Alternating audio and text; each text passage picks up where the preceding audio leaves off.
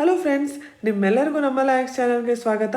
ನಾವು ಪ್ರತಿದಿನ ಈ ಚಾನಲ್ನಲ್ಲಿ ಮಾಡುವಂಥ ದ ಹಿಂದೂ ದಿನಪತ್ರಿಕೆ ವಿಶ್ಲೇಷಣೆ ಕೆಳಗೆ ಫೆಬ್ರವರಿ 4, 2021 ಈ ದಿನಾಂಕದ ಸುದ್ದಿ ವಿಶ್ಲೇಷಣೆಯನ್ನಾಗಿ ಇವತ್ತು ಆರಂಭ ಮಾಡೋಣ. ಇವತ್ತಿನ ಮೊದಲನೇ ಆರ್ಟಿಕಲ್ ಚರ್ಚೆ ಮಾಡೋಕ್ಕಿಂತ ಮುಂಚೆ ಇವತ್ತಿನ ದಿನಪತ್ರಿಕೆಯಲ್ಲಿ ಏನೇನು ವಿಷಯಗಳಿದೆ, ಯಾವ್ಯಾವ್ದ್ರ ಬಗ್ಗೆ ನಾವು ಚರ್ಚೆ ಮಾಡ್ತಿದ್ದೀವಿ ಅಂತ ಮೊದಲೇ ತಿಳ್ಕೊಂಡು ಮುಂದುವರಿಸೋಣ. ಸುದ್ದಿ ವಿಶ್ಲೇಷಣೆ ಕೆಳಗೆ ಟ್ವಿಟ್ಟರ್ ಅನ್ನೋ ಸೋಷಿಯಲ್ ಮೀಡಿಯಾ ಪ್ಲ್ಯಾಟ್ಫಾರ್ಮ್ಗೆ ಕೇಂದ್ರ ಸರ್ಕಾರದ ಕಡೆಯಿಂದ ಕೆಲವೊಂದು ಗೈಡ್ಲೈನ್ಸ್ ಏನು ಹೋಗಿತ್ತು, ಸೆಕ್ಷನ್ 69A IT ಆ್ಯಕ್ಟ್ನ ಕೆಳಗೆ ಅದ್ರ ಬಗ್ಗೆ ಚರ್ಚೆ ಮಾಡ್ತಾ ಇದ್ದೀವಿ. USA ಹಾಗೂ ರಷ್ಯಾ ಮಧ್ಯ ಆಗ್ತಾ ಇರುವಂಥ ಸ್ಟಾರ್ಟ್ ಟ್ರೀಟಿ ಏನಿದೆ ಎಕ್ಸ್ಟೆಂಡ್ ಆಗ್ತಾ ಇರೋದ್ರ ಬಗ್ಗೆ ಚರ್ಚೆ ಮಾಡ್ತಾ ಇದ್ದೀವಿ. ಶ್ರೀಲಂಕಾ ಹಾಗೂ ಈಸ್ಟ್ ಕೋಸ್ಟ್ ಟರ್ಮಿನಲ್ ಅನ್ನೋ ಒಂದು ಪೋರ್ಟ್ ಬಗ್ಗೆ ಚರ್ಚೆ ಮಾಡ್ತಾ ಇದ್ದೀವಿ. ಭಾರತ, ಜಪಾನ್, ಶ್ರೀಲಂಕಾದ ಸಂಬಂಧಗಳ ಬಗ್ಗೆ ಚರ್ಚೆ ಮಾಡ್ತಾ ಇದ್ದೀವಿ. ಇನ್ನು ಎಡಿಟೋರಿಯಲ್ ಅನಾಲಿಸಿಸಲ್ಲೂ ಕೂಡ ಸಾಕಷ್ಟು ಇಂಟ್ರೆಸ್ಟಿಂಗ್ ಆರ್ಟಿಕಲ್ನ ನಾವು ನೋಡ್ತಾ ಇದ್ದೀವಿ. ಇತ್ತೀಚೆಗೆ ಅಷ್ಟೇ ಬಜೆಟಲ್ಲಿ ಏನು ಟ್ರಾನ್ಸ್ಪೋರ್ಟ್ ಬಗ್ಗೆ, ಮೆಟ್ರೋ ಸರ್ವಿಸಸ್ ಬಗ್ಗೆ, ಬಸ್ ಬಗ್ಗೆ, ಇದ್ರ ಬಗ್ಗೆ ಏನು ಹೊಸದಾಗಿ ಫೋಕಸ್ ಮಾಡಬೇಕು ಅನ್ನೋದ್ರ ಬಗ್ಗೆ ಚರ್ಚೆ ಆಗಿತ್ತು. ಅದ್ರ ಬಗ್ಗೆ ಒಂದು ಆರ್ಟಿಕಲ್ನ ವಿಶ್ಲೇಷಣೆ ಮಾಡ್ತಾ ಇದ್ದೀವಿ. ಸ್ಮಾರ್ಟ್ ವಾಲ್ಸ್ ಅನ್ನೋ ಒಂದು ಹೊಸ ಕಾನ್ಸೆಪ್ಟ್ ಬಗ್ಗೆ, ಬಾರ್ಡರ್ ಏರಿಯಾಸಲ್ಲಿ ವರ್ಚುವಲ್ ವಾಲ್ ಹಾಕೋದ್ರ ಬಗ್ಗೆ ಚರ್ಚೆ ಮಾಡ್ತಾ ಇದ್ದೀವಿ. ಹಾಗೆ ವ್ಯಾಕ್ಸಿನ್ನ ವಿಷಯ ಬಂದಾಗ ಅಂತಾರಾಷ್ಟ್ರೀಯ ಸಂಬಂಧಗಳಲ್ಲಿ ಭಾರತ ಹೇಗೆ ಮುನ್ನಡೆ ತಗೊತಿದೆ, ವ್ಯಾಕ್ಸಿನ್ ಡಿಪ್ಲೊಮಸಿ ಬಗ್ಗೆ ಕೂಡ ಚರ್ಚೆ ಮಾಡ್ತಾ ಇದ್ದೀವಿ. ತುಂಬಾ ಒಳ್ಳೆಯ ಆರ್ಟಿಕಲ್ಸ್ ಇವತ್ತಿನ ದಿನಪತ್ರಿಕೆಯಲ್ಲಿ ನಾವು ನೋಡ್ಬೋದು. ಇವತ್ತಿನ ಚರ್ಚೆಯನ್ನು ನಾವು ಆರಂಭ ಮಾಡೋಣ. Government notice to Twitter on farmer genocide hashtag. ಈ ಆರ್ಟಿಕಲ್ನ ನೀವು ಇವತ್ತಿನ ದಿನಪತ್ರಿಕೆ ಫ್ರಂಟ್ ಪೇಜಲ್ಲೇ ನೋಡ್ಬೋದು. ನೀವು ದಿನಪತ್ರಿಕೆಯನ್ನು ಪ್ರತಿದಿನ ಫಾಲೋ ಮಾಡ್ತಾ ಇದ್ದೀರಾ, ನ್ಯೂಸ್ನ ಓದ್ತಾ ಇದ್ದೀರಾ, ಎಡಿಟೋರಿಯಲ್ಸ್ನ ಅರ್ಥ ಮಾಡ್ಕೋತಿದ್ದೀರಾ, ಹಾಗೆ ನಮ್ಮ ಸಂಚಿಕೆಗಳನ್ನ ನಾವು ಏನು ಮಾಡ್ತೀವಿ, ಏನು ವಿಶ್ಲೇಷಣೆಯನ್ನು ಮಾಡ್ತೀವಿ ಅದನ್ನು ಕೂಡ ಫಾಲೋ ಮಾಡ್ತಿದ್ದೀರಾ ಅಂದರೆ ಇಷ್ಟೊತ್ತಿಗಾಗಲೇ ನಿಮಗೆ ಫಾರ್ಮರ್ ಪ್ರೊಟೆಸ್ಟ್ ಬಗ್ಗೆ, ಫಾರ್ಮ್ ಬಿಲ್ಸ್ ಬಗ್ಗೆ ಸಾಕಷ್ಟು ನಿಮಗೆ ಗೊತ್ತಿರತ್ತೆ. ಫಾರ್ಮ್ ಬಿಲ್ಸ್ನ ವಿರುದ್ಧ ಏನು ಫಾರ್ಮ್ ಪ್ರೊಟೆಸ್ಟ್ ಆರಂಭ ಆಯಿತು, ಅದು ನಂತರ ರಿಪಬ್ಲಿಕ್ ಡೇ ದಿನ ಟ್ರ್ಯಾಕ್ಟರ್ ರ್ಯಾಲಿಯ ಮೂಲಕ ಮಿತಿ ಮೀರಿದ್ದನ್ನು ಕೂಡ ನೋಡಿದ್ವಿ. ಮೇಜರ್ ಪಬ್ಲಿಕ್ ಆರ್ಡರ್ ಇಶ್ಯೂ ಆಗಿದ್ದನ್ನು ನೋಡಿದ್ವಿ. ಇದೆಲ್ಲದ್ರ ಬಗ್ಗೆ ಮಾಹಿತಿಯನ್ನು ನಮ್ಮ ಪ್ರೀವಿಯಸ್ ವೀಡಿಯೋಸಲ್ಲಿ, ಹಿಂದೂ ನ್ಯೂಸ್ ಪೇಪರ್ ಅನಾಲಿಸಿಸ್ ವೀಡಿಯೋಸ್ಗಳಲ್ಲಿ ಕೂಡ ನೀವು ನೋಡ್ಬೋದು.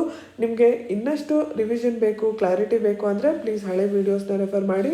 ಇವತ್ತಿನ ದಿನಪತ್ರಿಕೆಯ ಆರ್ಟಿಕಲಲ್ಲಿ ನಾವು ನಿರ್ದಿಷ್ಟವಾಗಿ ಟ್ವಿಟ್ಟರ್ ಬಗ್ಗೆ ಚರ್ಚೆ ಮಾಡ್ತಾ ಇದ್ದೀವಿ. ಟ್ವಿಟ್ಟರ್ ಅಂತ ಅಂದರೆ ಇದೊಂದು micro blogging social networking platform. ಈ ಪ್ಲ್ಯಾಟ್ಫಾರ್ಮ್ ಒಳಗೆ ಜನರು ತಮ್ಮ ತಮ್ಮ ಅಕೌಂಟ್ಸ್ ಇಟ್ಕೊಂಡಿರ್ತಾರೆ. ಇದನ್ನು ಟ್ವಿಟ್ಟರ್ ಹ್ಯಾಂಡಲ್ಸ್ ಅಂತ ಕರೀತಾರೆ. ಈ ಪ್ಲ್ಯಾಟ್ಫಾರ್ಮ್ನ ಮೂಲಕ ಜನರು ತಮ್ಮ ತಮ್ಮ ಒಪಿನಿಯನ್ನ, ಸಂಗತಿಗಳನ್ನ, ಮಾಹಿತಿಗಳನ್ನ ಹೊರಗಿಡ್ತಾರೆ, ಚರ್ಚೆಯನ್ನು ಮಾಡಲಾಗುತ್ತೆ. ಯಾವುದೋ ಒಂದು ವಿಷಯದ ಚರ್ಚೆಯನ್ನು ಹ್ಯಾಶ್ಟ್ಯಾಗ್ಸ್ನ ಮೂಲಕ ಮಾಡಲಾಗುತ್ತೆ. ಇಲ್ಲಿ ಫಾರ್ಮರ್ ಜಿನೋಸೈಡ್ ಅನ್ನೋ ಒಂದು ಹ್ಯಾಶ್ಟ್ಯಾಗ್ನ ಬಗ್ಗೆ ಚರ್ಚೆ ಮಾಡ್ತಾ ಇದ್ದಾರೆ.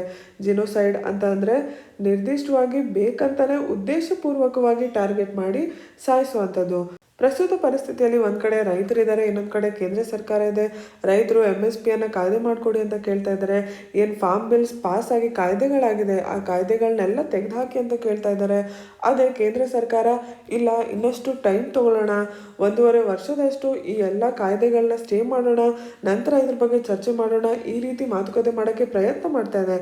ಆದರೆ ಯಾವುದೂ ಮಾತುಕತೆಗೆ ಫಲ ಸಿಗ್ತಾ ಇಲ್ಲ. ಇದೆಲ್ಲದರ ವಿಷಯವಾಗಿ ಚರ್ಚೆ ನಡೀತಾ ಇರಬೇಕಾದ್ರೆ ಟ್ವಿಟ್ಟರ್ ಅನ್ನೋ ಸೋಷಿಯಲ್ ನೆಟ್ವರ್ಕಿಂಗ್ ಪ್ಲ್ಯಾಟ್ಫಾರ್ಮಲ್ಲಿ ಫಾರ್ಮರ್ ಜಿನೋಸೈಡ್ ಅನ್ನೋ ಒಂದು ಹ್ಯಾಶ್ಟ್ಯಾಗ್ ಟ್ರೆಂಡ್ ಆದರೆ ಅದರಿಂದ ಸಾಕಷ್ಟು ದುಷ್ಪರಿಣಾಮ ಆಗ್ಬೋದು. ಹಾಗೆ ಯಾವುದೇ ರೀತಿಯಲ್ಲಿ ತಪ್ಪು ಮಾಹಿತಿ ಹರಡದೇ ಇರಲಿ, ದುಷ್ಪರಿಣಾಮ ಆಗದೇ ಇರಲಿ, ಪಬ್ಲಿಕ್ ಆರ್ಡರ್ಗೆ ಯಾವುದೇ ಅಡೆತಡೆ ಆಗದೇ ಇರಲಿ ಅಂತ ಇನ್ಫಾರ್ಮೇಷನ್ ಟೆಕ್ನಾಲಜಿ ಆ್ಯಕ್ಟ್ 2000 ಕೆಳಗೆ 257 URLಗಳು ಹಾಗೂ ಒಂದು ಹ್ಯಾಶ್ಟ್ಯಾಗ್ನ ಐಡೆಂಟಿಫೈ ಮಾಡಿ ಅದನ್ನು ಮಿನಿಸ್ಟ್ರಿ ಆಫ್ ಎಲೆಕ್ಟ್ರಾನಿಕ್ಸ್ ಹಾಗೂ ಇನ್ಫಾರ್ಮೇಷನ್ ಟೆಕ್ನಾಲಜಿ, ಕೇಂದ್ರ ಸರ್ಕಾರದ ಕಡೆಯಿಂದ ಈ ಸಚಿವಾಲಯ ಟ್ವಿಟ್ಟರ್ಗೆ ಬ್ಲಾಕ್ ಮಾಡುವಂತೆ ಕೇಳ್ಕೊಂಡಿತ್ತು. ಇಲ್ಲಿ URL ಅಂತ ಅಂದರೆ ಯೂನಿಫಾರ್ಮ್ ರಿಸೋರ್ಸ್ ಲೊಕೇಟರ್. ಈಗ ನಾವೇನು ವರ್ಲ್ಡ್ ವೈಡ್ ವೆಬ್ ಅಂತ ಕರಿತೀವಿ, ಅದರಲ್ಲಿ ಒಂದು ಪರ್ಟಿಕ್ಯುಲರ್ ಪೇಜ್ ಏನಿರುತ್ತೆ, ಆ ಪೇಜ್ನ ಅಡ್ರೆಸ್ಸನ್ನು ಯೂನಿಫಾರ್ಮ್ ರಿಸೋರ್ಸ್ ಲೊಕೇಟರ್ ಅಥವಾ URL ಅಂತ ಕರೆಯಲಾಗುತ್ತೆ. ಅಂತಹ 257 URLಗಳು ಹಾಗೂ ಒಂದು ಹ್ಯಾಶ್ಟ್ಯಾಗ್ನ ಎಮರ್ಜೆನ್ಸಿ ಬ್ಲಾಕ್ ಮಾಡುವಂತೆ ಕೇಂದ್ರ ಸರ್ಕಾರ ಟ್ವಿಟ್ಟರ್ಗೆ ಹೇಳಿತ್ತು. ಹಾಗೆ ಟ್ವಿಟ್ಟರ್ ನೆಟ್ಕೊಂಡಿತ್ತು ಕೂಡ 250 ಅಕೌಂಟ್ಗಳನ್ನ ಬ್ಲಾಕ್ ಕೂಡ ಮಾಡಿತ್ತು. ಆದರೆ ನಂತರ ಟ್ಯೂಸ್ಡೇ ಈವ್ನಿಂಗ್ ಅಂದು ಈ ಅಕೌಂಟ್ಗಳನ್ನ ಮತ್ತೆ ರೀಸ್ಟೋರ್ ಮಾಡ್ತು. ಹಾಗೆ ರೀಸ್ಟೋರ್ ಮಾಡೋಕ್ಕೆ ಕಾರಣ ಏನು ಅಂತಂದರೆ ಟ್ವಿಟ್ಟರ್ದು ಏನು ತಂದೆ ಆದ ಒಂದು ಪಾಲಿಸಿ ಇದೆ, ಆ ಪಾಲಿಸಿಗೆ ಈ ಅಕೌಂಟ್ಗಳಲ್ಲಿ ಏನು ಮಾಹಿತಿ ಇತ್ತು ಅದು ಯಾವುದೇ ರೀತಿ ಉಲ್ಲಂಘನೆ ಮಾಡಿಲ್ಲ, ಹಾಗಾಗಿ ಅದನ್ನು ಮತ್ತೆ ರೀಸ್ಟೋರ್ ಮಾಡಿದೆ ಅಂತ ಟ್ವಿಟ್ಟರ್ ಹೇಳಿದೆ. ಆದರೆ ಸರ್ಕಾರದ ಪ್ರಕಾರ ಟ್ವಿಟ್ಟರ್ ಅನ್ನೋದು ಒಂದು ಇಂಟರ್ಮೀಡಿಯರಿ ಅಷ್ಟೇ. ಇಂಟರ್ಮೀಡಿಯರಿ ಅಂತಂದರೆ ಒಂದು ಪ್ಲ್ಯಾಟ್ಫಾರ್ಮ್, ಆ ಪ್ಲ್ಯಾಟ್ಫಾರ್ಮ್ ಒಳಗೆ ಬೇರೆಯವರು ತಮ್ಮ ತಮ್ಮ ಮಾಹಿತಿಯನ್ನು, ಸಂಗತಿಗಳನ್ನ ಹಾಕ್ತಾರೆ. ಇಲ್ಲಿ ಟ್ವಿಟ್ಟರ್ ಏನು ಹೇಳುತ್ತೆ, ತನ್ನ ನೀತಿ, ತನ್ನ ಪಾಲಿಸಿ ಪ್ರಕಾರ ಈ ಅಕೌಂಟ್ಗಳಲ್ಲಿ ಏನೂ ಉಲ್ಲಂಘನೆ ಆಗಿಲ್ಲ ಅಂತ. ಆದರೆ ಟ್ವಿಟ್ಟರ್ ಏನು ಒಂದು ಇಂಟರ್ಮೀಡಿಯರಿ. ಈ ಇಂಟರ್ಮೀಡಿಯರಿಗೆ ಏನು ಅನಿಸುತ್ತೆ ಅದರ ತೀರ್ಮಾನ ಇಲ್ಲಿ ಮುಖ್ಯನೇ ಅಲ್ಲ. ಯಾರ ತೀರ್ಮಾನ ಮುಖ್ಯ? ಮಿನಿಸ್ಟ್ರಿ ಆಫ್ ಎಲೆಕ್ಟ್ರಾನಿಕ್ಸ್ ಹಾಗೂ ಇನ್ಫಾರ್ಮೇಷನ್ ಟೆಕ್ನಾಲಜಿಯ ಸೆಕ್ರೆಟರಿ ಯಾರಿರ್ತಾರೆ, ಕಮಿಟಿ ಏನಿರುತ್ತೆ, ಅವರ ತೀರ್ಮಾನ ಇಂಪಾರ್ಟೆಂಟ್, ಅವರ ಸ್ಯಾಟಿಸ್ಫ್ಯಾಕ್ಷನ್ ಜಡ್ಜ್ಮೆಂಟ್ ಇಂಪಾರ್ಟೆಂಟ್. ಹಾಗಾಗಿ ಟ್ವಿಟರ್ನೊಳಗೆ ಜನ ಏನು ಮಾತಾಡ್ತಾ ಇದ್ದಾರೆ, ಏನು ಹೇಳಿಕೆಗಳನ್ನ ಕೊಡ್ತಾ ಇದ್ದಾರೆ, ಅದು ಕೇವಲ ಭಾವನಾತ್ಮಕವಾಗಿ ಮಾಡ್ತಾ ಇರುವಂಥ ಮನವಿ, ಒಂದು ರೀತಿಯಲ್ಲಿ ಉತ್ಪ್ರೇಕ್ಷೆ ಅಂತ ಏನು ಟ್ವಿಟರ್ ಹೇಳುತ್ತೆ ಅದನ್ನು ಒಪ್ಪಕ್ಕೆ ಆಗಲ್ಲ ಅಂತಹ ಮಾತುಗಳು ಸೆಕ್ಷನ್ 69A ಕೆಳಗೆ ಉಲ್ಲಂಘನೆ ಆಗುತ್ತೆ, ಅಪರಾಧ ಆಗುತ್ತೆ ಅಂತ ಕೇಂದ್ರ ಸರ್ಕಾರ ಹೇಳ್ತಾ ಇದೆ. ಸೊ ಪದೇ ಪದೇ ನಾವು ಈ ಆರ್ಟಿಕಲಲ್ಲಿ ಚರ್ಚೆ ಮಾಡ್ತಾ ಇರುವಂಥದ್ದು IT Act 2000ನ ಸೆಕ್ಷನ್ 69A. ಸೆಕ್ಷನ್ 69A ಏನರ ಬಗ್ಗೆ ಚರ್ಚೆ ಮಾಡುತ್ತೆ? Power to issue directions for blocking for public access of any information through any computer resource. ಯಾವುದೇ ಒಂದು ಕಂಪ್ಯೂಟರ್ನ ಮೂಲದಿಂದ ಏನು ಮಾಹಿತಿ ಹೊರಗೆ ಬರುತ್ತೆ ಅದು ಜನರಲ್ ಪಬ್ಲಿಕ್ಗೆ ಆಕ್ಸೆಸ್ ಆಗಬಾರ್ದು ಅಂತ ಬ್ಲಾಕ್ ಮಾಡುವಂಥ ಪವರ್ ಯಾರ ಹತ್ರ ಇದೆ, ಯಾರು ಆ ರೀತಿ ಡೈರೆಕ್ಷನ್ಸ್ನ ಕೊಡ್ಬೋದು ಅಂತ ಸೆಕ್ಷನ್ 69A ಹೇಳುತ್ತೆ. ದೇಶದ ಸಾರ್ವಭೌಮತೆಯ ವಿಷಯ ಬಂದಾಗ, ಭದ್ರತೆಯ ವಿಷಯ ಬಂದಾಗ, ಬೇರೆ ದೇಶಗಳ ಜೊತೆ ಒಳ್ಳೆ ಸಂಬಂಧಗಳನ್ನ ಮೇಂಟೈನ್ ಮಾಡುವಂಥ ವಿಷಯ ಬಂದಾಗ, ಕಾಗ್ನಿಸಬಲ್ ಅಫೆನ್ಸ್ ಅಂದರೆ ವಾರೆಂಟ್ ಇಲ್ಲದೆ ಅರೆಸ್ಟ್ ಮಾಡುವಂಥದ್ದು ಅಂಥ ಅಪರಾಧಗಳು ಆಗೋ ಥರ ಯಾರು ಪ್ರಚೋದನೆಯನ್ನು ಮಾಡ್ತಾರೆ ಅದನ್ನು ಪ್ರಿವೆಂಟ್ ಮಾಡೋದಕ್ಕೆ ಕೂಡ ನಾವು ಪಬ್ಲಿಕ್ ಆಕ್ಸೆಸ್ನ ಬ್ಲಾಕ್ ಮಾಡಬಹುದು. ಹಾಗೆ ಪಬ್ಲಿಕ್ ಆಕ್ಸೆಸ್ ಬ್ಲಾಕ್ ಮಾಡುವಂಥ ನೆಸೆಸಿಟಿ ಇದೆ ಅನ್ನೋ ಒಂದು ತೀರ್ಮಾನ ಯಾರು ತಗೋತಾರೆ? ಕೇಂದ್ರ ಸರ್ಕಾರದ ವತಿಯಿಂದ ಯಾರು ಸ್ಪೆಷಲ್ ಆಫೀಸರ್ ಅದಕ್ಕೋಸ್ಕರ ಅಂತ ಇರ್ತಾರೆ ಅವರ ಸ್ಯಾಟಿಸ್ಫ್ಯಾಕ್ಷನ್ ಮೇಲೆ ಆ ತೀರ್ಮಾನ ಡಿಪೆಂಡೆಂಟ್ ಆಗಿರುತ್ತೆ, ಇಂಟರ್ಮೀಡಿಯರಿ ಮೇಲೆ ಅಲ್ಲ. ಚರ್ಚೆ ಮಾಡ್ತಾ ಇರೋದು ಅದೇ ಅಲ್ವಾ, ಟ್ವಿಟರ್ ಅನ್ನೋದು ಒಂದು ಇಂಟರ್ಮೀಡಿಯರಿ. ಸೊ ಸರ್ಕಾರ ಏನು ಡೈರೆಕ್ಷನ್ಸ್ ಕೊಡುತ್ತೆ ಅದನ್ನು ಇಂಟರ್ಮೀಡಿಯರಿ ಕೇಳಬೇಕಾಗತ್ತೆ. ಹಾಗೇನಾದ್ರು ಕೇಳಲಿಲ್ಲ ಅಂತಂದರೆ ಅದು ಅಪರಾಧ ಆಗುತ್ತೆ ಈ ಸೆಕ್ಷನ್ 69A IT ಆ್ಯಕ್ಟ್ನ ಪ್ರಕಾರ ಅನ್ನೋದು ನಾವು ಈ ಆರ್ಟಿಕಲಿಂದ ತಿಳ್ಕೊಬೋದು. ನೀವು ಪರೀಕ್ಷೆಗೆ ನೀವು ಸ್ಟ್ಯಾಟಿಕ್ ಪಾರ್ಟ್ ಓದ್ತಾನೆ ಇರ್ತೀರಾ, ಅಂದರೆ ಪಾಲಿಟಿ, ಎಕಾನಮಿ, ಎನ್ವಿರಾನ್ಮೆಂಟ್ ಇದನ್ನೆಲ್ಲ ಓದ್ತಿರ್ತೀರಾ, ಬೇಸಿಕ್ಸ್ ತಿಳ್ಕೊತಾ ಇರ್ತೀರಾ, ಕಾನ್ಸೆಪ್ಟ್ಸ್ ತಿಳ್ಕೊತಾ ಇರ್ತೀರಾ. ಹಾಗೆ ಪಾಲಿಟಿ ಅಂತ ಬಂದಾಗ ಈಗ ನೀವು ಫಂಡಮೆಂಟಲ್ ರೈಟ್ಸ್ ಬಗ್ಗೆ ಓದಿರ್ತೀರಾ. ಆರ್ಟಿಕಲ್ 91A ಕೆಳಗೆ freedom of speech and expression ಇದೆ. ಅದು ಅನ್ಲಿಮಿಟೆಡ್ ಇಲ್ಲ, ಅಂದರೆ ಅದಕ್ಕೆ ಕೆಲವೊಂದು ಲಿಮಿಟೇಷನ್ಸ್ ಇದೆ. ಆ ಲಿಮಿಟೇಷನ್ಸಲ್ಲಿ ನಿಮಗೆ ಇನ್ಸೈಟ್ಮೆಂಟು ಅಫೆನ್ಸ್ ಕೂಡ ಬರುತ್ತೆ, ಪಬ್ಲಿಕ್ ಆರ್ಡರ್ ಕೂಡ ಬರುತ್ತೆ. ನೀವು ಸ್ಟ್ಯಾಟಿಕ್ ಪಾರ್ಟಲ್ಲಿ ಏನು ಮಾಹಿತಿ ತಿಳ್ಕೊತಿರ್ತೀರಾ ಅದನ್ನೆಲ್ಲ ನೀವು ಕರೆಂಟ್ ಅಫೇರ್ಸಲ್ಲಿ ಅಪ್ಲೈ ಮಾಡಿ ತಿಳ್ಕೊಬೇಕಾಗುತ್ತೆ. ನಿಮ್ಮ ಪರೀಕ್ಷೆಯಲ್ಲಿ ಪ್ರಶ್ನೆ ಬರೋದು ಕೂಡ ಸ್ಟ್ಯಾಟಿಕ್ ಪಾರ್ಟ್ ಯಾವುದು ಸುದ್ದಿಯಲ್ಲಿದೆ, ಯಾವುದು ನೀವು ದಿನಪತ್ರಿಕೆಯನ್ನು ಓದ್ತಿರ್ಬೇಕಾದ್ರೆ ಮುಂದೆ ಬರ್ತಾ ಇರುತ್ತೆ, ಪದೇ ಪದೇ ಅದ್ರ ಬಗ್ಗೆ ಚರ್ಚೆ ನಡೀತಿರುತ್ತೆ, ಅದ್ರ ಬಗ್ಗೆ ಜಾಸ್ತಿ ಪ್ರಶ್ನೆ ಕೇಳೋದುಂಟು. ಸೊ ನೀವೇನು ಸ್ಟ್ಯಾಟಿಕ್ ಪಾರ್ಟಲ್ಲಿ ಓದ್ತೀರಾ ಅದನ್ನೆಲ್ಲ ದಿನಪತ್ರಿಕೆ ವಿಶ್ಲೇಷಣೆ ನಡೀತಾ ಇರಬೇಕಾದ್ರೆ ರಿವೈಸ್ ಮಾಡ್ಕೋತಾ ಇರಿ. ಆ ಎಲ್ಲ ಕಾನ್ಸೆಪ್ಟ್ಸ್ ಬಗ್ಗೆ ಇನ್ನೂ ಸ್ಪಷ್ಟತೆಯನ್ನು ಪಡ್ಕೋತಾ ಇರಿ. ಆವಾಗ ನಿಮಗೆ ಪ್ರಿಲಿಮ್ಸ್ ಆಗಲಿ, ಮೇನ್ಸ್ ಆಗಲಿ, ಇಂಟರ್ವ್ಯೂ ಆಗಲಿ ಮೂರನ್ನು ಸಕ್ಷಮವಾಗಿ ಮಾಡೋಕ್ಕೆ ಸಾಧ್ಯ ಆಗುತ್ತೆ. UPSCಯಲ್ಲೂ ಕೂಡ, KPSCಯಲ್ಲೂ ಕೂಡ. ನಿಮ್ಮ ಬ್ಯಾಂಗ್ಳೂರ್ ಎಡಿಷನ್ನ ಪೇಜ್ ನಂಬರ್ 11ಅಲ್ಲಿ US extends new start nuclear treaty with Russia ಈ ಆರ್ಟಿಕಲ್ನ ನೀವು ನೋಡ್ಬೋದು. General studies paper two international relations ಕೆಳಗೆ ಈ ಆರ್ಟಿಕಲ್ ಬರುತ್ತೆ. ಇಲ್ಲಿ ಮೊದಲು ನಾವು ಸ್ಟಾರ್ಟ್ ನ್ಯೂಕ್ಲಿಯರ್ ಟ್ರೀಟಿ ಬಗ್ಗೆ ತಿಳ್ಕೊಳ್ಳೋಣ. ಈಗ ವಿಶ್ವದಲ್ಲಿ ಸೆಕೆಂಡ್ ವರ್ಲ್ಡ್ ವಾರ್ ಯಾವಾಗ ಮುಗೀತು? 1945ಗೆ ಮುಗೀತು. ಅದಾದ ನಂತರ USA ಹಾಗೂ ಆವಾಗ ಇದ್ದಂತಹ ಸೋವಿಯತ್ ಯೂನಿಯನ್ USSR ಅಂತ ಏನು ಕರಿತೀವಿ ಅವೆರಡರ ಮಧ್ಯೆ ಕೋಲ್ಡ್ ವಾರ್ ಆರಂಭ ಆಯಿತು. ಜಗತ್ತಿನಲ್ಲಿರುವಂಥ ಎಲ್ಲ ದೇಶಗಳು USA ಪರ ಅಥವಾ USSR ಪರ ಆದವು. ಈ ರೀತಿಯ ಒಂದು ಕೋಲ್ಡ್ ವಾರ್ 1991 ತನಕ ನಡೀತು. 1991ನಲ್ಲಿ USSR ಡಿಸ್ಇಂಟಿಗ್ರೇಟ್ ಆಗಿ ರಷ್ಯಾ ಆಯಿತು. ಅದಾದ ನಂತರ 1991ನಲ್ಲಿ USA ಹಾಗೂ ರಷ್ಯಾದ ಮಧ್ಯ ಸ್ಟಾರ್ಟ್ ಫ್ರೇಮ್ವರ್ಕ್ ಅಂತ ಒಂದು ಟ್ರೀಟಿ ಸೈನ್ ಆಯಿತು. ಸ್ಟಾರ್ಟ್ ಅಂತಂದರೆ strategic arms reduction treaty. Strategic arms ಅಂತ ಅಂದರೆ ನ್ಯೂಕ್ಲಿಯರ್ ವೆಪನ್ಸ್ನ ತೊಗೊಂಡು ಹೋಗೋ ಕೆಪಾಸಿಟಿ ಇರೋವಂಥ ಸ್ಟ್ರಾಟಜಿಕ್ ಮಿಸೈಲ್ಸ್ ಏನಿರ್ತವೆ ಅವುಗಳಿಗೆ ಸ್ಟ್ರಾಟಜಿಕ್ ಆರ್ಮ್ಸ್ ಅಂತ ಕರೀತಾರೆ. ಇಂತಹ ಸ್ಟ್ರಾಟಜಿಕ್ ಆರ್ಮ್ಸನ್ನು ಕಮ್ಮಿ ಮಾಡಬೇಕು ಅನ್ನೋ ಕಾರಣದಿಂದ USA ಹಾಗೂ ರಷ್ಯಾ ಎರಡೂ ಒಂದು ಒಪ್ಪಂದವನ್ನು ಮಾಡಿಕೊಂಡು 1600 ಸ್ಟ್ರಾಟಜಿಕ್ ಡೆಲಿವರಿ ವೆಹಿಕಲ್ ಹಾಗೂ 6000 ವಾರ್ ಹೆಡ್ಸಿಗೆ ಎರಡು ದೇಶಗಳು ಲಿಮಿಟ್ ಮಾಡ್ಕೋಬೇಕು ಅಂತ 1991ನಲ್ಲಿ ಒಂದು ಒಪ್ಪಂದವನ್ನು ಮಾಡಿಕೊಂಡ್ವು. ಆ ಒಪ್ಪಂದ 2009ನಲ್ಲಿ ಪೂರ್ಣಗೊಳ್ತು. ಅದಾದ ನಂತರ 2011ನಲ್ಲಿ ಹೊಸ ನ್ಯೂ ಸ್ಟಾರ್ಟ್ ಟ್ರೀಟಿ ಅಂತ ಸೈನ್ ಆಯಿತು USA ಹಾಗೂ ರಷ್ಯಾ ಮಧ್ಯ. 2011ನಲ್ಲಿ ಕಾರ್ಯರೂಪಕ್ಕೆ ಬಂದಂತಹ ನ್ಯೂ ಸ್ಟಾರ್ಟ್ ಟ್ರೀಟಿ ಕೆಳಗೆ USA ಹಾಗೂ ರಷ್ಯಾ ಸ್ಟ್ರಾಟಜಿಕ್ ಲಾಂಚರ್ಸ್ನ 700ಕ್ಕೆ ಹಾಗೂ ಆಪರೇಷನಲ್ ವಾರ್ ಹೆಡ್ಸ್ನ 1550ಕ್ಕೆ ಲಿಮಿಟ್ ಮಾಡುವಂತೆ ಒಪ್ಪಂದವನ್ನು ಮಾಡಿಕೊಂಡ್ವು. ಈ ಒಪ್ಪಂದ 2021ನಲ್ಲಿ ಲ್ಯಾಪ್ಸ್ ಆಗುತ್ತೆ, ಅಂದರೆ ಫೆಬ್ರವರಿ ಈಗ 2021ನಲ್ಲಿ ಅದು ಲ್ಯಾಪ್ಸ್ ಆಗುತ್ತೆ. ಇದಕ್ಕಿಂತ ಮುಂಚೆ ಕೂಡ ಅಂದರೆ USA ಯಾವಾಗ ಟ್ರಂಪ್ನವರ ನೇತೃತ್ವದ ಕೆಳಗಿತ್ತು ಆವಾಗ ಕೂಡ ಈ ಟ್ರೀಟಿಯನ್ನು ಎಕ್ಸ್ಟೆಂಡ್ ಮಾಡಬೇಕು ಅನ್ನೋದ್ರ ಬಗ್ಗೆ ಚರ್ಚೆ ನಡೀತಾ ಇತ್ತು. ಆದರೆ ಟ್ರಂಪ್ ನೇತೃತ್ವದ ಕೆಳಗೆ USA ಈ ಟ್ರೀಟಿ ಒಳಗೆ ಚೀನಾನ ಕೂಡ ಅಳವಡಿಸ್ಕೋಬೇಕು ಅನ್ನೋದನ್ನು ಪ್ರಯತ್ನ ಮಾಡ್ತಾ ಇತ್ತು, ಆದರೆ ಅದು ಯಶಸ್ವಿ ಆಗಲಿಲ್ಲ. ಆದರೆ ಈಗ ಬಿಡನ್ ಅವರ ನೇತೃತ್ವದ ಕೆಳಗೆ 2010ನಲ್ಲಿ ಸೈನ್ ಆದಂತಹ ಈ ನ್ಯೂ ಸ್ಟಾರ್ಟ್ ಟ್ರೀಟಿಯನ್ನು 5 ವರ್ಷದ ಕಾಲ ಅಂದರೆ 2021ಗೆ ಲ್ಯಾಪ್ಸ್ ಆಗಬೇಕಾಗಿತ್ತು, ಇದು 2026 ಫೆಬ್ರವರಿ ತನಕ ಎಕ್ಸ್ಟೆಂಡ್ ಮಾಡಲಾಗ್ತಾ ಇದೆ. ಆದರೆ USA ಬಿಡನ್ ನೇತೃತ್ವದ ಕೆಳಗೆ ಆರ್ಮ್ಸ್ ರೇಸ್ನ ಬಗ್ಗೆ ಒಂದು ನಿಲುವು ತಗೊಂತಿರೋದು ನೋಡ್ಬೋದು. ಆರ್ಮ್ಸ್ ರೇಸ್ ಅಂತ ಅಂದರೆ ಜಗತ್ತಿನಲ್ಲಿರುವಂಥ ದೇಶಗಳು ನಾನು ಮುಂದೆ ತಾನು ಮುಂದೆ ಅನ್ನೋ ರೀತಿಯಲ್ಲಿ ನ್ಯೂಕ್ಲಿಯರ್ ವೆಪನ್ಸ್ನ ತಾನು ಸ್ಟಾಕ್ ಮಾಡ್ಕೊಳ್ಳೋವಂಥದ್ದು.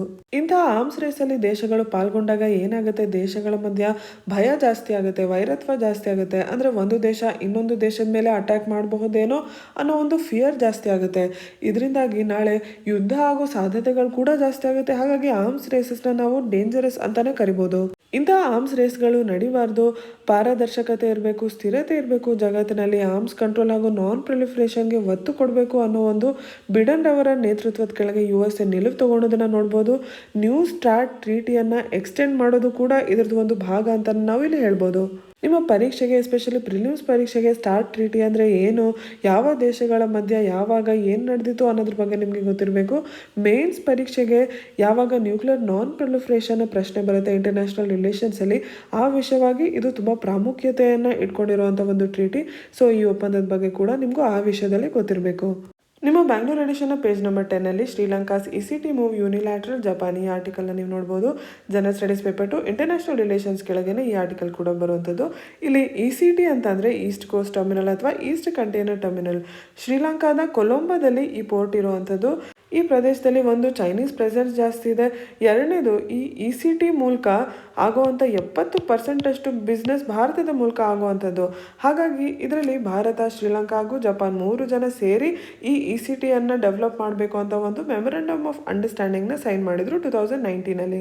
ಆದರೆ ಅಲ್ಲಿಯ ಪೋರ್ಟ್ ಯೂನಿಯನ್ ವರ್ಕರ್ಸ್ ಇದರ ವಿರುದ್ಧ ಇದ್ರು.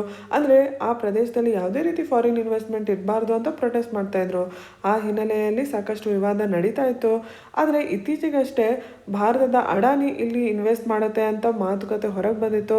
ಹಾಗಾಗಿ ಭಾರತ, ಜಪಾನ್, ಶ್ರೀಲಂಕಾದ ಮಧ್ಯೆ ಏನು MOU ಸೈನ್ ಆಗಿತ್ತು ಅದು ಮುಂದುವರಿಯುತ್ತೆ ಅಂತ ಎಕ್ಸ್ಪೆಕ್ಟ್ ಮಾಡ್ತಾ ಇತ್ತು ಭಾರತ ಹಾಗೂ ಜಪಾನ್.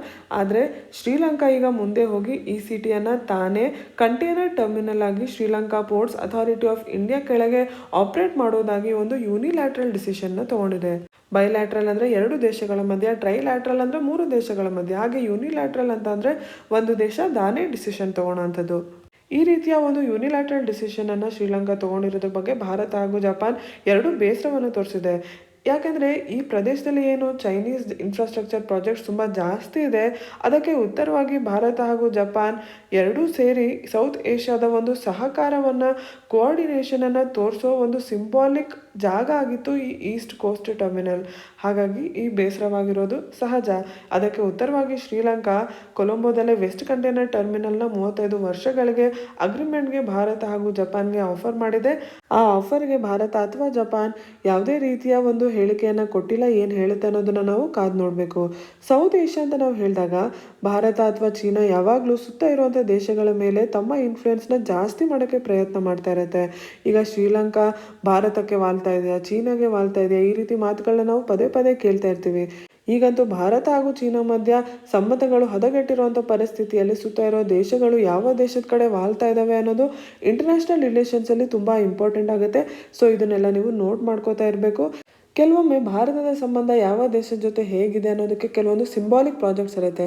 ಈಗ ಇರಾನ್ನ ವಿಷಯ ಬಂದಾಗ ನಾವು ಚಹಬಾರ್ನ ಚರ್ಚೆ ಸಾಕಷ್ಟು ಮಾಡ್ತೀವಿ. ಹಾಗೆ ಶ್ರೀಲಂಕಾ ಒಂದು ಐಲ್ಯಾಂಡ್ ಕಂಟ್ರಿ ಆಗಿರೋದ್ರಿಂದ ಪೋರ್ಟ್ಸ್ ತುಂಬಾ ಪ್ರಾಮುಖ್ಯತೆಯನ್ನು ತಗೊಳುತ್ತೆ. ಈ ಪ್ರದೇಶದಲ್ಲಿ ಸಾಕಷ್ಟು ಬಿಸ್ನೆಸ್ ಕೂಡ ನಡೆಯುತ್ತೆ. ಭಾರತ ಇದರಲ್ಲಿ ಸಾಕಷ್ಟು ಇನ್ವಾಲ್ವ್ ಆಗಿದೆ. ಭಾರತಕ್ಕೆ ಜಾಗ್ರಫಿಕಲಿ ತುಂಬ ಹತ್ತಿರವಾಗಿರುವಂಥದ್ದು ಶ್ರೀಲಂಕಾ. ಹಾಗಾಗಿ ECT ಕೂಡ ಆ ರೀತಿ ಪ್ರಾಮುಖ್ಯತೆಯನ್ನು ತಗೊಂಡಿರೋಂಥ ಒಂದು ಪೋರ್ಟ್ ಅಂತಲೇ ನಾವು ಅರ್ಥೈಸ್ಕೋಬೋದು. ಇವತ್ತಿನ ದಿನಪತ್ರಿಕೆಯ editorial page number 6 urban visions ಅನ್ನೋ ಒಂದು ಆರ್ಟಿಕಲ್ನ ನೀವು ನೋಡ್ಬೋದು.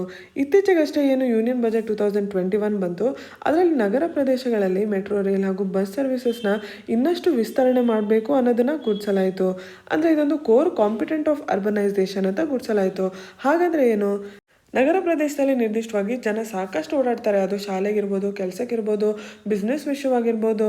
ಹಾಗಾಗಿ ಪ್ರತಿದಿನ ಜನ ಒಂದು ಕಡೆಯಿಂದ ಇನ್ನೊಂದು ಕಡೆಗೆ ಎಷ್ಟು ಸಲೀಸಾಗಿ ಹೋಗ್ತಾರೆ, ಎಷ್ಟು ಕಮ್ಮಿ ದರದಲ್ಲಿ ಹೋಗ್ತಾರೆ, ಎಷ್ಟು ಸುರಕ್ಷಿತವಾಗಿ ಹೋಗ್ತಾರೆ ಅನ್ನೋದು ಒಂದು ರೀತಿಯಲ್ಲಿ ಎಕಾನಮಿ, ಅಲ್ಲಿಯ ಆರ್ಥಿಕ ವ್ಯವಸ್ಥೆ ಎಷ್ಟು ಸರಾಗವಾಗಿ ನಡೀತಿದೆ ಅನ್ನೋದನ್ನು ತೋರಿಸುತ್ತೆ. ಅಂದರೆ ಕಮ್ಯೂಟಿಂಗ್ ಅಂತ ನಾವು ಹೇಳ್ತೀವಿ, ಒಂದು ಜಾಗದಿಂದ ಇನ್ನೊಂದು ಜಾಗಕ್ಕೆ ಹೋಗೋದು. ಅದು ಕಂಫರ್ಟಬಲ್ ಇದ್ದಾಗ, ಸುರಕ್ಷಿತವಾಗಿದ್ದಾಗ, ಅವ್ರಿಗೆ ಕೈಗೆ ಎಟ್ಕೋ ರೀತಿ ಇದ್ದಾಗ ಅದರಿಂದ ಎಕಾನಮಿ ಮೇಲೆ, ಆರ್ಥಿಕ ವ್ಯವಸ್ಥೆ ಮೇಲೆ ಒಂದು ಮಲ್ಟಿಪ್ಲೇಯರ್ ಎಫೆಕ್ಟ್ ಇರುತ್ತೆ. ಈ ಮಲ್ಟಿಪ್ಲೇಯರ್ ಎಫೆಕ್ಟ್ ಅಂದ್ರೇನು? ಈಗ ಉದಾಹರಣೆಗೆ ಒಬ್ಬ ಮಾರಾಟಕ್ಕೆ ಹೋಗ್ತಾ ಇದ್ದಾನೆ ಅಂತ ಅನ್ಕೊಳ್ಳೋಣ. ಅವನು ಬೇಗ ಕಮ್ಮಿ ದರದಲ್ಲಿ ಒಂದು ಜಾಗದಿಂದ ಇನ್ನೊಂದು ಜಾಗಕ್ಕೆ ಹೋಗೋದ್ರಿಂದ ಅವನು ಮಾರಾಟ ಜಾಸ್ತಿ ಮಾಡೋಕ್ಕೆ ಸಾಧ್ಯ. ಈಗ ಬೆಂಗಳೂರಲ್ಲಿ ಎಸ್ಪೆಷಲಿ ನಾವು ಸಾಕಷ್ಟು IT ವಿಷಯವಾಗಿ ಕಂಪ್ಲೇಂಟನ್ನು ನೋಡ್ತೀವಿ. ಅಂದರೆ ಅವರು ಕೆಲಸಕ್ಕಿಂತ ಜಾಸ್ತಿ ರೋಡ್ ಮೇಲೇ ಟೈಮ್ ಕಳೀತಾರೆ ಅಂತ. ಸೊ ಅವರು 2 ಅವರ್ ಬದಲು 1 ಅವರಲ್ಲಿ ಒಂದು ಜಾಗದಿಂದ ಇನ್ನೊಂದು ಜಾಗಕ್ಕೆ ಹೋಗ್ಬೋದು. ಅಂದರೆ ಏನರ್ಥ?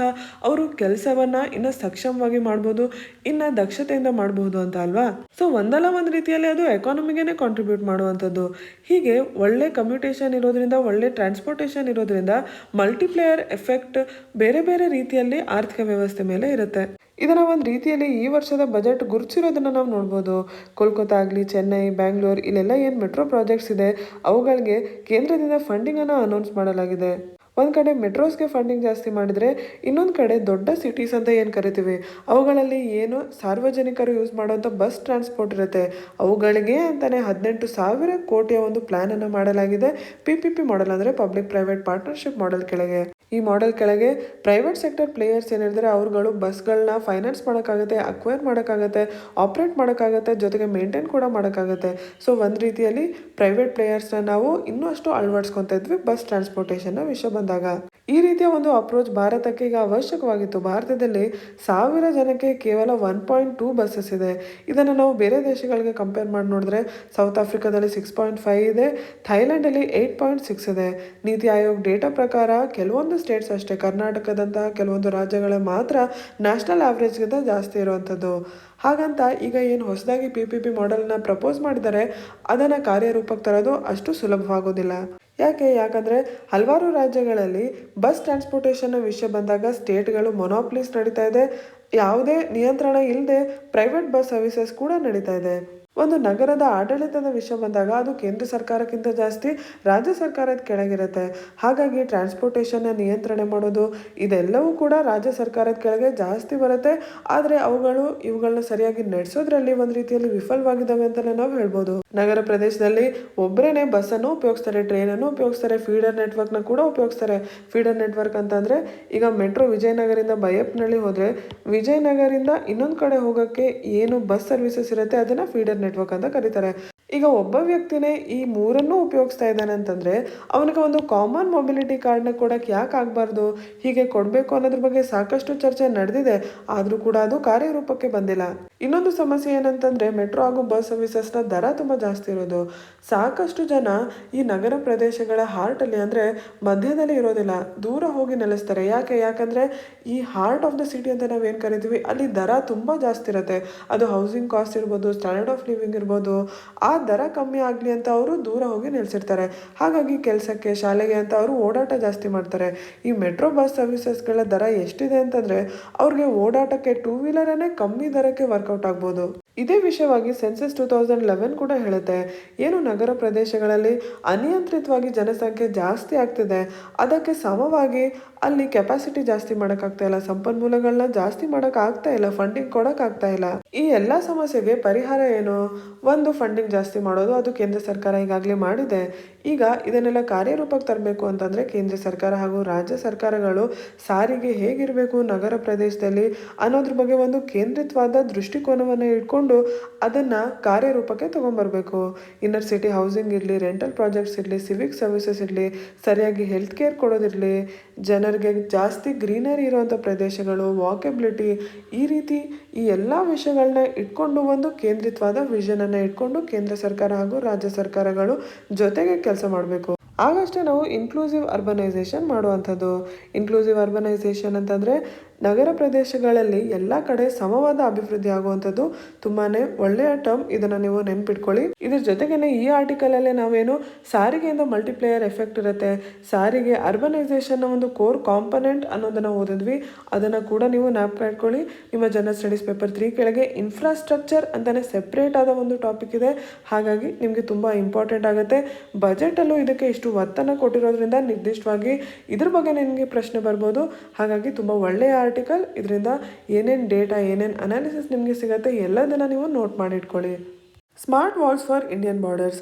ಈ ಆರ್ಟಿಕಲ್ನ ಬ್ಯಾಂಗ್ಳೂರ್ ಎಡಿಷನ್ ಪೇಜ್ ನಂಬರ್ 7 ನೀವು ನೋಡ್ಬೋದು. ಸ್ಮಾರ್ಟ್ ವಾಲ್ಸ್ ಅಂದರೆ ಏನು ಅನ್ನೋದ್ರ ಬಗ್ಗೆ ತಿಳ್ಕೊಳ್ಳೋಣ.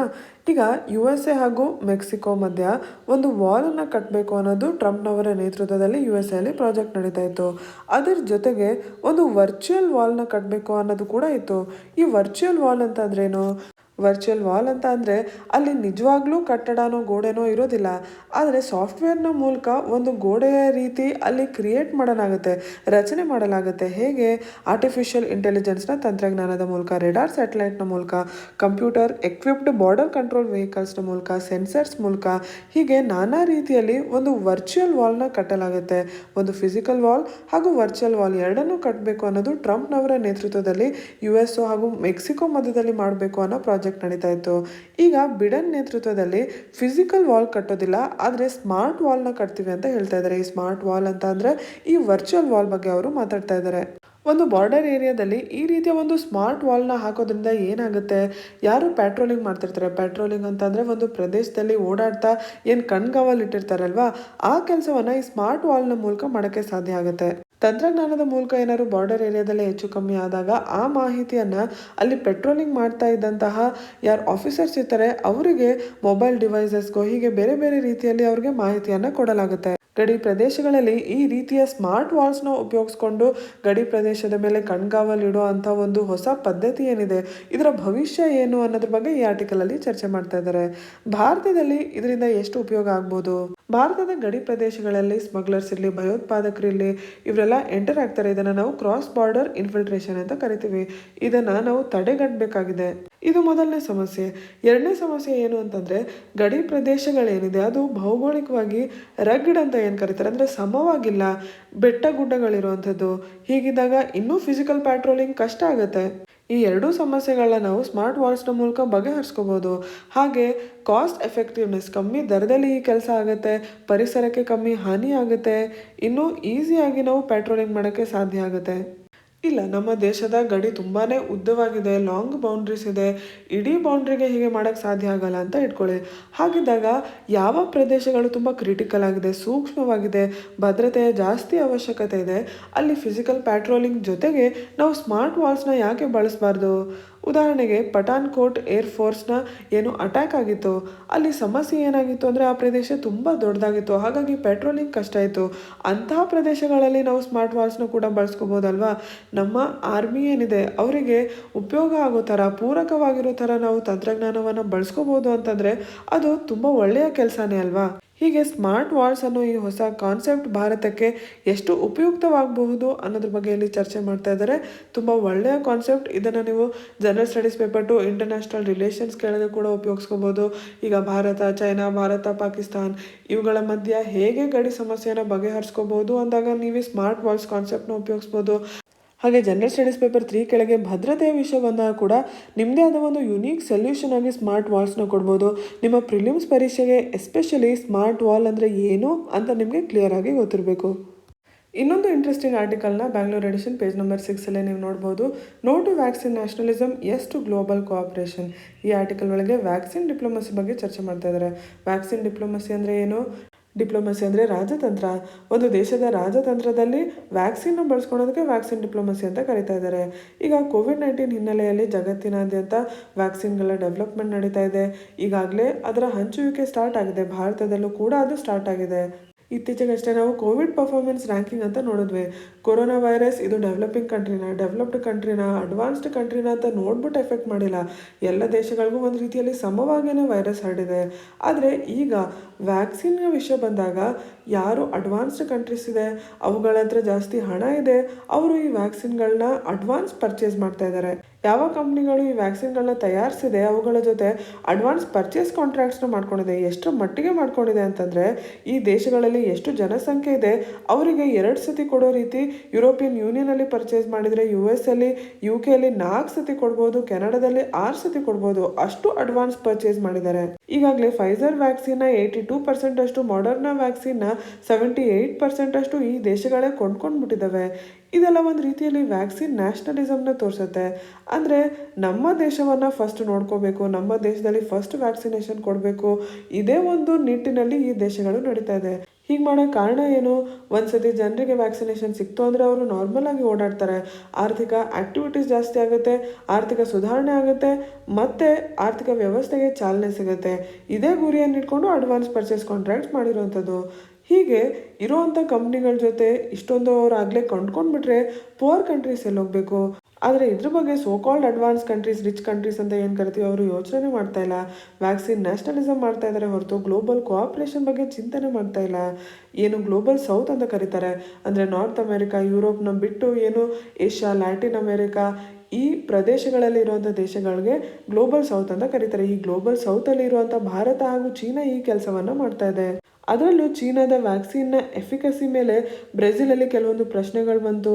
ಅದರ ಡೆಲಿವರಿ ಬಗ್ಗೆ ನೇಪಾಳಲ್ಲೂ ಕಮ್ಮಿ ರೆಸ್ಪಾನ್ಸ್ ಬಂತು. ಹಾಗಾಗಿ ಈ ವಿಷಯವಾಗಿ ಭಾರತನೇ ಮುನ್ನಡೆಯನ್ನು ತಗೋತಾ ಇದೆ. ಭಾರತದ ಒಳಗಡೆ ನಾವು ವ್ಯಾಕ್ಸಿನೇಷನ್ ಆರಂಭ ಮಾಡೋದ್ರ ಜೊತೆಗೆ ಹೊರಗೆ ಎಕ್ಸ್ಪೋರ್ಟ್ ಮಾಡೋದಕ್ಕೂ ಕೂಡ ಪರ್ಮಿಷನನ್ನು ಕೊಟ್ಟಿದ್ದೀವಿ. ನೇಬರಿಂಗ್ ಇರುವಂಥ ದೇಶಗಳಿಗೆ ನಾವು ಗ್ರ್ಯಾಂಟ್ ಮೋಡಲ್ಲಿ ಕೊಡ್ತಾ ಇದ್ರೆ, ಲೀಸ್ಟ್ ಡೆವಲಪ್ಡ್ ಕಂಟ್ರೀಸ್ಗೆ ಯಾವುದೇ ಬೆಲೆ ಇಲ್ಲದೆ ಫ್ರೀ ಆಫ್ ಕಾಸ್ಟ್ ಕೊಡ್ತಾ ಇದ್ದೀವಿ. ಈಗಾಗಲೇ ಬ್ರೆಜಿಲ್ಗೆ ಭಾರತದಿಂದ 2 ಮಿಲಿಯನ್ ಡೋಸಸ್ ಆಫ್ ವ್ಯಾಕ್ಸಿನ್ ಕೂಡ ಹೋಗಿದೆ. ಹೀಗೆ ಈ ವಿಷಯದಲ್ಲಿ ಭಾರತ ಏನು ಮುನ್ನಡೆಯನ್ನು ತಗೋತಿದೆ, ಇದು ರಿಚರ್ ಕಂಟ್ರೀಸ್, ಅಡ್ವಾನ್ಸ್ ಕಂಟ್ರೀಸ್ಗಳು ಏನು ಮಾಡ್ತಾ ಇದೆ ಅನ್ನೋ ಒಂದು ಪ್ರಶ್ನೆಯನ್ನು ಕೂಡ ತೊಗೊಂಡು ಬರ್ತಾ ಇದೆ. ಅಂತಾರಾಷ್ಟ್ರೀಯ ಮಟ್ಟದಲ್ಲಿ ನಾವೇನು ಯುನೈಟೆಡ್ ನೇಷನ್ಸ್ನ ಕೆಳಗೆ ಸಸ್ಟೈನಬಲ್ ಡೆವಲಪ್ಮೆಂಟ್ ಗೋಲ್ಸ್ನ 2030 ಒಳಗೆ ಪೂರೈಸ್ಕೋಬೇಕು ಅಂತ ಉದ್ದೇಶವನ್ನು ಇಟ್ಕೊಂಡಿದ್ದೀವಿ. ಅದರಲ್ಲಿ SDG 3 ಕೆಳಗೆ ensure healthy lives and promote well being for all at all ages, ಅಂದರೆ ಎಲ್ಲ ವಯಸ್ಸಿನವರೆಗೂ ನಾವು ಅವರ ಸ್ವಾಸ್ಥ್ಯವನ್ನು ಕಾಪಾಡುವಂಥ ಒಂದು ಗುರಿಯನ್ನು ಇಟ್ಕೊಂಡಿದ್ದೀವಿ. ಆದರೆ ಡೆವಲಪಿಂಗ್ ನೇಷನ್ಸ್ ಏನು ಪುವರ್ ಕಂಟ್ರೀಸ್ ಇದ್ದಾರೆ, ಅವ್ರಿಗೆ ಈ ವ್ಯಾಕ್ಸಿನ್ ಸರಿಯಾಗಿ ದೊರಕಲಿಲ್ಲ ಅಂತಂದರೆ ಇದರಿಂದ ಎಷ್ಟು ಎಫೆಕ್ಟ್ ಆಗ್ಬೋದು.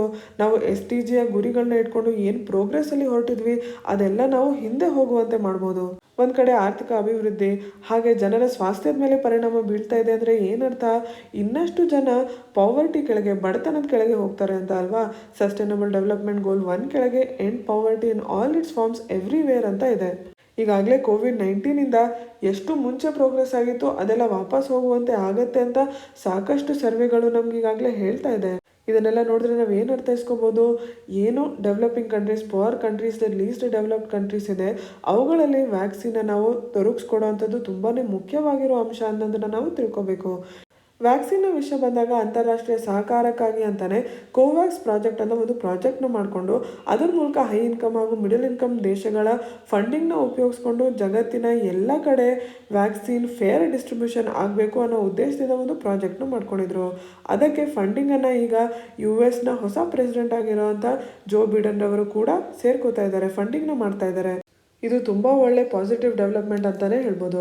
ಇನ್ನು ಯಾವ ವ್ಯಾಕ್ಸಿನ್ಗಳನ್ನ ನಾವು ಕೊಡಬೇಕು ಅಂತ ಅಂದಾಗ ಗ್ಲೋಬಲ್ ಸೌತ್, ಭಾರತ ಹಾಗೂ ಚೀನಾದಲ್ಲಿ ಏನು ಪ್ರೊಡ್ಯೂಸ್ ಮಾಡ್ತಾ ಇದ್ದಾರೆ ಅಂಥ ವ್ಯಾಕ್ಸಿನ್ಗಳ ದರ ತುಂಬ ಕಮ್ಮಿ ಇದೆ. ಕೋವಿಶೀಲ್ಡ್ ಆಗಿರಲಿ, ಕೋವ್ಯಾಕ್ಸಿನ್ ಆಗಿರಲಿ, ದರ ಕಮ್ಮಿ ಇರೋದ್ರ ಜೊತೆಗೆ ಇವುಗಳು ಎಫೆಕ್ಟಿವ್ ಅಂತ ಕೂಡ ನಮಗೀಗ ಗೊತ್ತಾಗ್ತಾ ಇದೆ. ಹಾಗಾಗಿ ವಿಶ್ವದಲ್ಲಿ ಎಲ್ಲರಿಗೂ ವ್ಯಾಕ್ಸಿನ್ ಸಿಗಬೇಕು, ಡ್ರಗ್ ಆಕ್ಸೆಸ್ ಆಗಬೇಕು ಅಂತಂದರೆ ಇದ್ರ ಮೂಲಕ ನಮಗೆ ಮಾಡೋಕ್ಕೆ ಸಾಧ್ಯ ಅನ್ನೋದು ನಮಗೆ ಗೊತ್ತಾಗ್ತಾ ಇದೆ. ಆದರೆ ಇವತ್ತು ಅಡೆತಡೆ ಏನಾಗಿರೋದು ಅಂತಂದರೆ ವ್ಯಾಕ್ಸಿನ್ ನ್ಯಾಷನಲಿಸಮ್ಗೆ, ಗ್ಲೋಬಲ್ ಕೋಆಪ್ರೇಷನ್ಗಿಂತ ಜಾಸ್ತಿ ಒತ್ತನ್ನು ಕೊಡ್ತಾ ಇರೋವಂಥದ್ದು, ಜಾಸ್ತಿ ಬೆಲೆಯನ್ನು ಕೊಡ್ತಾ ಇರೋವಂಥದ್ದು. ಹಾಗೆ ಮಾಡಬಾರ್ದು, ಗ್ಲೋಬಲ್ ಕೋಆಪ್ರೇಷನ್ಗೂ ಕೂಡ ನಾವು ಅಷ್ಟೇ ಬೆಲೆಯನ್ನು ಕೊಡಬೇಕು ಅಂತ ಈ ಆರ್ಟಿಕಲ್ ಮೂಲಕ ಆಥರ್ ಹೇಳ್ತಾ ಇದ್ದಾರೆ. ತುಂಬ ಒಳ್ಳೆಯ ಆರ್ಟಿಕಲ್. ವ್ಯಾಕ್ಸಿನ್ ಡಿಪ್ಲೊಮೆಸಿಯ ವಿಷಯ ಬಂದಾಗ, ನಿರ್ದಿಷ್ಟವಾಗಿ ಪ್ರಶ್ನೆ ಬಂದಾಗ, ಎಸ್ಪೆಷಲಿ ಭಾರತ ಚೆನ್ನಾಗಿ ಪರ್ಫಾರ್ಮ್ ಮಾಡ್ತಿರೋದ್ರಿಂದ ಇದ್ರ ಬಗ್ಗೆ ಏನೇ ಪ್ರಶ್ನೆ ಬರ್ಬೋದು. ಹಾಗಾಗಿ ಇಲ್ಲಿ ಏನು ಕಂಪ್ಯಾರಿಟಿವ್ ಅನಾಲಿಸಿಸ್ ಇದೆ, ಏನೋ ಅಡ್ವಾನ್ಸ್ ಕಂಟ್ರೀಸ್ ಮಾಡ್ತಾ ಇಲ್ಲ, ಭಾರತ ಮಾಡ್ತಾ ಇದೆ, ಈ ಎಲ್ಲ ಪಾಯಿಂಟ್ಸ್ನ ನೀವು ಈ ಆರ್ಟಿಕಲಿಂದ ತಗೋಬೇಕಾಗುತ್ತೆ. ಇವತ್ತು ಚರ್ಚೆ ಮಾಡಿದಂಥ ವಿಷಯಗಳಿಂದನೇ ಈ ಪ್ರಶ್ನೆಯನ್ನು ಉತ್ತರಿಸೋಕ್ಕೆ ಪ್ರಯತ್ನ ಮಾಡಿ. Which of the following statements about new start treaty are not true? ಯಾವುದು ನಿಜ ಅಲ್ಲ ಅಂತ ಕೇಳ್ತಾ ಇದ್ದಾರೆ. It is a strategic arms reduction treaty. It is a treaty between USA, Russia and China. It has been extended up to 2026 for none of the above. ಇದರಲ್ಲಿ ಸರಿಯಾದ ಉತ್ತರವನ್ನು comment ಸೆಕ್ಷನಲ್ಲಿ ನಮಗೆ ತಿಳಿಸಿ. ಇವತ್ತು ಚರ್ಚೆ ಮಾಡಿದಂತಹ ವಿಷಯಗಳಲ್ಲಿ ಏನಾದರೂ ಡೌಟ್ಸ್ ಇದ್ದರೆ ಕಮೆಂಟ್ ಸೆಕ್ಷನಲ್ಲಿ ಕೇಳಿ. ಹಾಗೆ ನಮ್ಮ ಚಾನೆಲ್ನ ಸಬ್ಸ್ಕ್ರೈಬ್ ಮಾಡಿ, ಈ ವಿಡಿಯೋಗೆ ಲೈಕ್ ಹಾಗೂ ಕಮೆಂಟ್ ಮಾಡಿ. ಧನ್ಯವಾದಗಳು.